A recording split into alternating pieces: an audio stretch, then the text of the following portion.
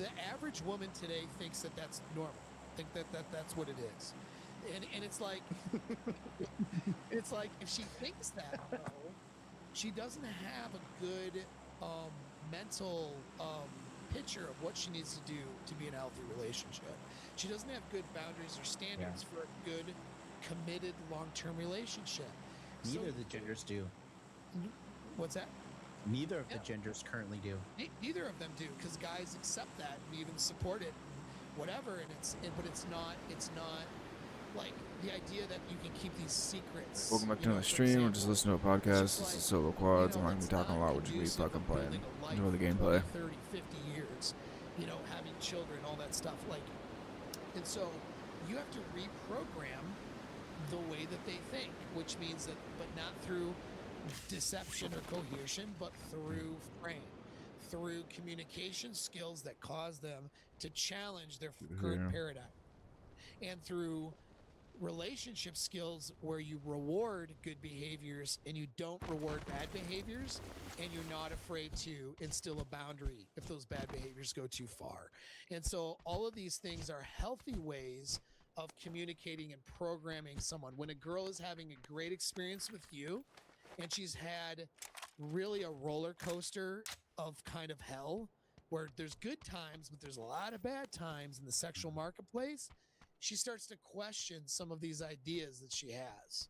You know what I mean? And if she feels like she's winning and beating her girlfriends who are stuck in the sexual marketplace by following your frame, now you've caused a reprogramming to happen. Yeah. Now, all of a sudden, her morals and values start to line up with yours. And that's a necessity, either because whenever any girl you pick is not going to 100% align with you. But you have to get there before you get too far into that relationship. Preferably get there on the important items before a commitment. That leads. I really want to. That ties into these two super chats. One real quick. Chosky $5 super chat says weak men attempt to assert dominance by keeping the rest below them.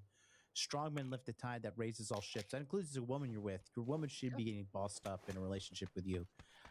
Men like Paul and MLD raise the standard because they understand that the world is better when all men are playing their game playing on their top game. Money muscles game for everything. Game unlocks the mind. Sexual dynamics unlocks the body and long-term relationships. Also, Corey Rain is a milquetoast joke. MLD and Paul are the best. Subscribe, telegrams, Paul courses. It'll set you free. Thank you so much, buddy. Appreciate you, dog. And dude, like. I just see these guys look, because like it's hard for me to look at the average guy and not look at like, oh, this guy's fucked. This guy's walking fucked. He doesn't get it yet. He doesn't see it. Just so backwards, and you're like, yeah. And sometimes the answer, like with a client, will just be like, "What? Just do this, man. What do you mean?"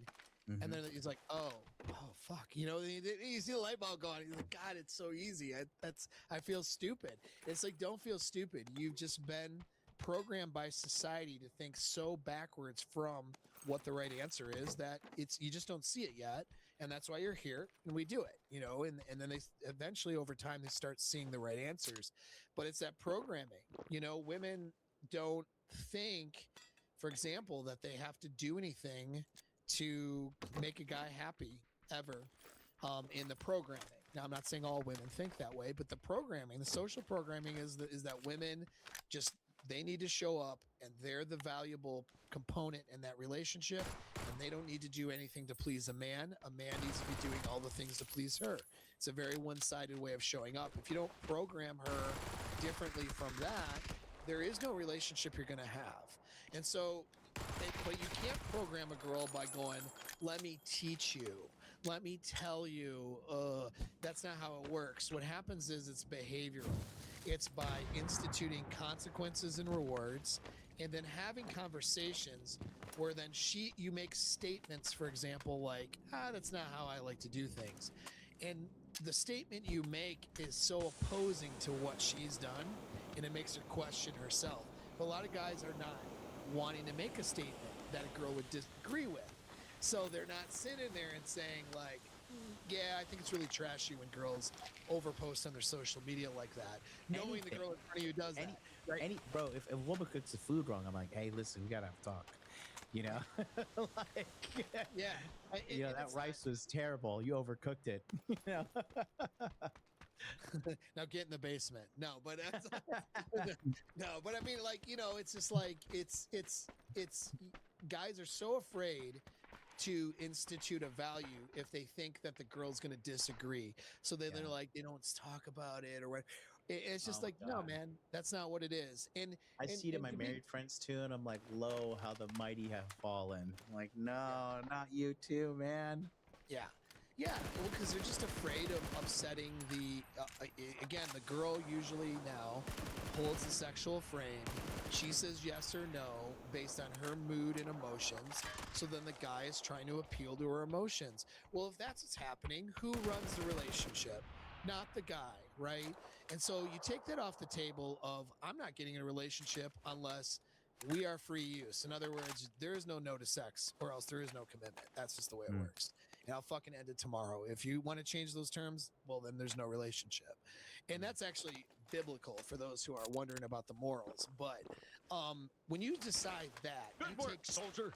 you take sex as a tool for manipulation on either side of the from a guy or from a girl off the table.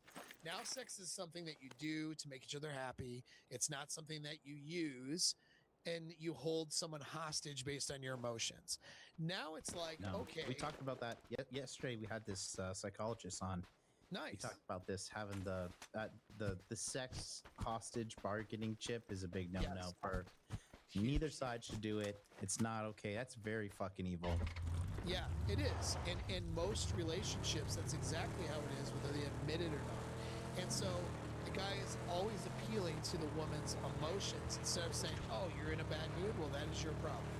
Mm. Right? And it's not that you're not going to want to make the person you're with happy, but you're just not taking responsibility for their emotions. Those are two different things. Hey, I'm here to make you happy, but if you're going to choose not to be happy because you want to do something outside of standards for what our relationship is, that's your problem. You can be unhappy. What? Say, I'm not going to do exactly what you want right now.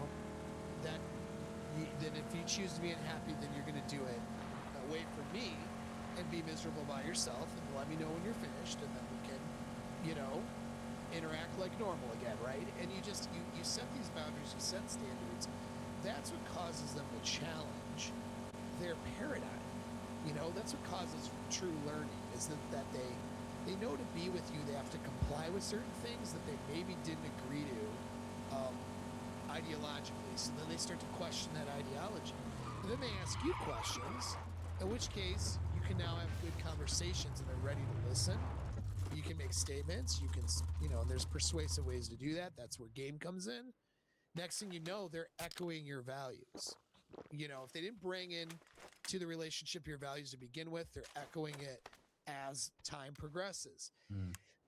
The other part that cults do, but we do it, I recommend doing it in a healthy way, is isolation. So a big part of making a cult work is they isolate their followers from friends, family, outside influences. So they become indoctrinated with the cult, right? What I talk about is something called idealized isolation, which means you do have to isolate yourself. Like we just talked about, not just allowing ourselves to be on social media and let it poison our brains, right? I have to isolate in order for my own mental health and own like positive identity. I have to isolate myself from polluted bullshit input. We all do. And so you're just instilling, but I'm not taking myself out of the world or having someone else isolate me physically. So that's the difference. You're not having your girl physically isolate herself from others and live. You're not really saying go to the basement, right? But idealistically, when she goes and hangs out, has lunch with her friends, and all of her friends are talking about the ratchet shit they're doing out in the sexual marketplace. When she goes, you know what? I know that I'm better than they are by not doing that shit. And my beliefs are better than theirs.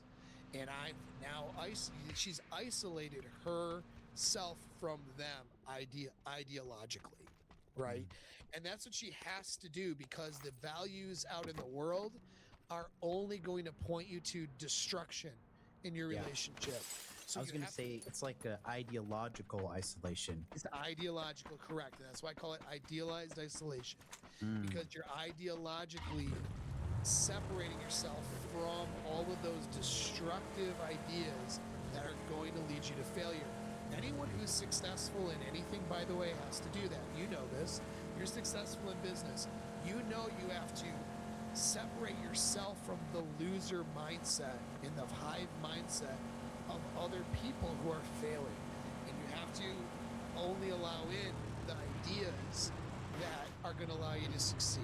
And if you don't do that, it's not gonna work. And so that's what we have to do with our relationships, and we have to have a girl who's on board with that.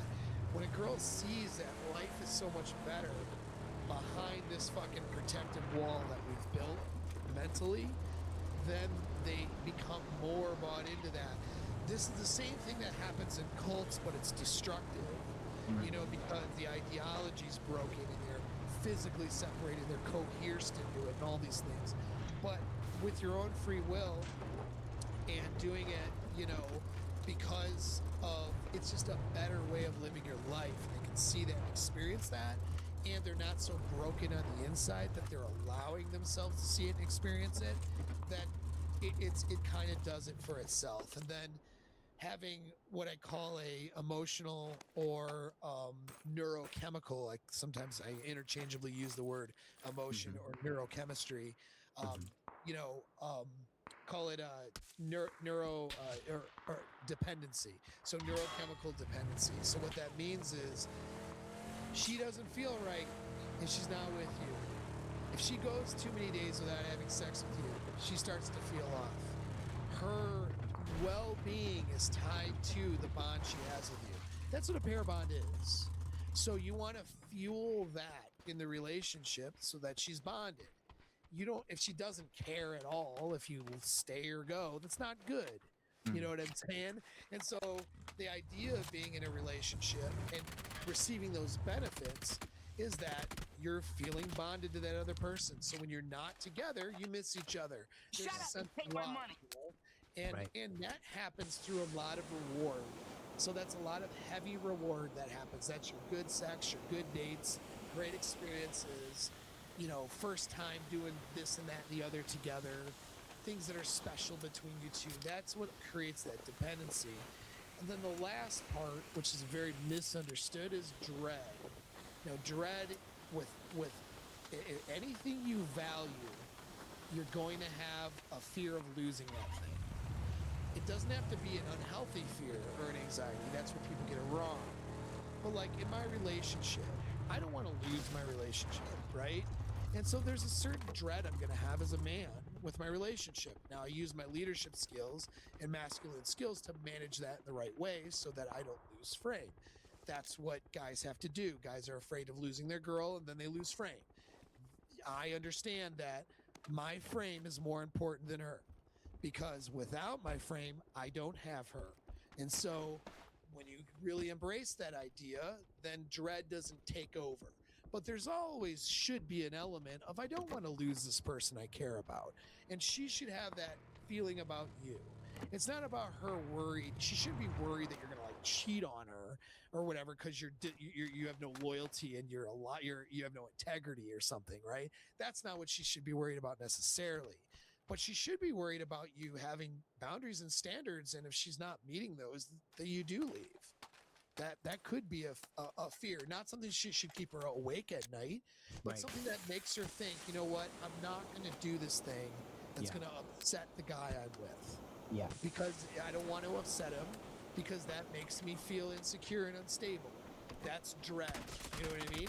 And those are the four pillars. So the four pillars: programming, idealized isolation, emotional or neurochemical dependency, and dread are what your frame is based off of. And if you lose traction on any one of those four, you lose frame. Right. And that's it. And I learned that stuff from really observing cults and then observing really healthy relationships. So at one point, I spent a few years interviewing older couples, elderly couples. What I thought I would find Like, and they love talking because nobody talks to them. And so when I see that old couple that seem to still have it, I would just talk to them. I'd say, hey, you know what? I'm kind of a psychologist in a way. I help people with relationships. You two seem really happy. Do you mind if I just talk to you for a few minutes? I'd like to learn some lessons from you, like what it took for you guys to get here. And I just start asking questions. And I've probably interviewed definitely over 20 couples, like not a million couples. Really hard to find because most people are not happy. So you're talking about like 10% of the people who have a lasting relationship. But I learned a lot of lessons from that. And what I also learned was that these 4 pillars of frame were present in their relationships, whether they knew it or not. You know what I mean? They were there. The reason why they didn't drift off and go for a better deal when there was hardship was because these 4 pillars were in play. Okay. If they weren't in play, then in scenarios where that older couple had been divorced from a previous person, those 4 pillars weren't in play. Something broke in those pillars, and then the relationship broke, frame was lost, and then they end up divorcing, they end up leaving, in some cases cheating, believe it or not. I had one couple who cheated and they were together for like 40 some years and super happy. Not saying that's good they cheated, but my point is no frame, that was the difference. You know what I mean? Mr. Wolf, $5 super chat. For the dudes that are too literal, Paul is saying, say no to sex. There is nuance, correct? I know there are other dudes, but dudes might be thinking literal, like she's sick, etc. I mean, yeah, of course. If she's... Yeah, so if, let's say my girl is having really bad cramps and it's like she doesn't feel good, right? And so she knows that, we have sex like pretty much every day, but almost every day. So and there's different levels. Sometimes it's fast, sometimes it's like a long time. You know what I mean? Sometimes it's a drawn out scene. Sometimes it's just spontaneous or whatever. Like, we enjoy it. We do that all the time. She knows if it's coming at this point, and she'll say, oh, she'll go, my cramps, I'm just really not feeling good. My cramps are really bad today. And then I'll just give her a kiss on the forehead and be like, that's good. It's all right. You know what I mean? We'll make up for it tomorrow. And then that's it. But she's not allowed to go, no, I'm not in the mood. No, you know what I mean? And pull that shit. She's not allowed to pull I'm just not. And then especially not allowed to do that, a week straight. You know what I'm saying? Like, that's what I mean, right? I had Gia McCool on the show, and Gia is a babe. She's a fucking American 10. And she was telling me, she's like, anytime my husband wants sex, like, it is my duty to give it to him, Sure. And she's Lebanese, so a little bit different. I want to read the super chat real quick. Last one of the night. Thank you so much, Chonsky, for all them $3 super chat. They're like voodoo temptresses. The moment their charms and chants don't work on you is the moment you are definable and different. From there, it causes her to level up her game and engage with you instead of the other way around. Be the prize, gents. Yeah. Wise words once again. Paul, it's been a great episode. 2.5 hours. Shout out to everybody who actually watched from beginning to end. Shout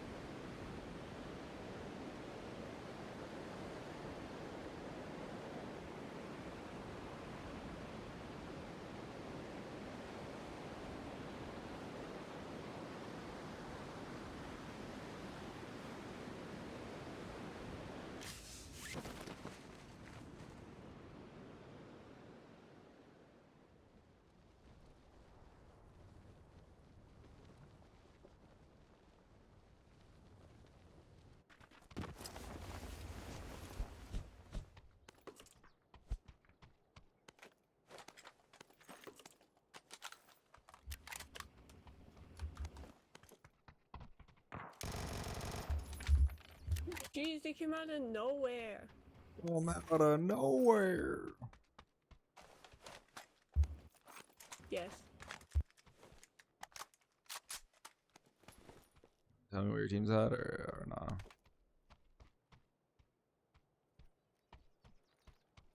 This way. How the fuck do you back out?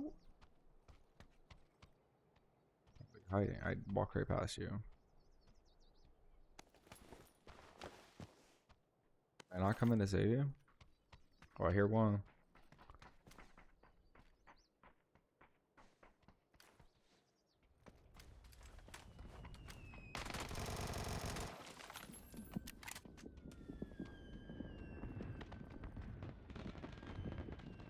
If you stop moving, I'll let you live.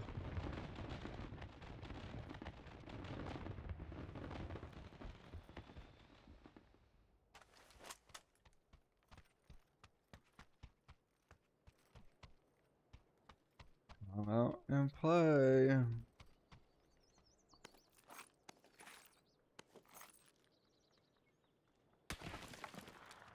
Oh, you missed that shot when I'm standing still, bro. You ass.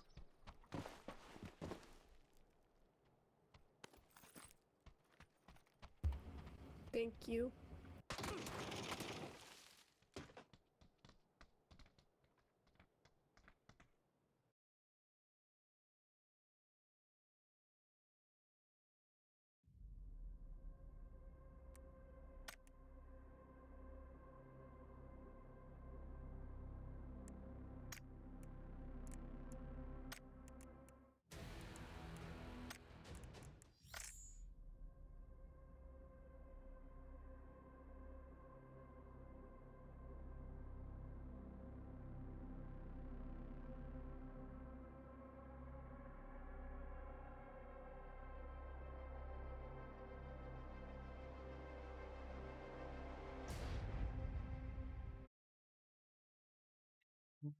Sacrifice.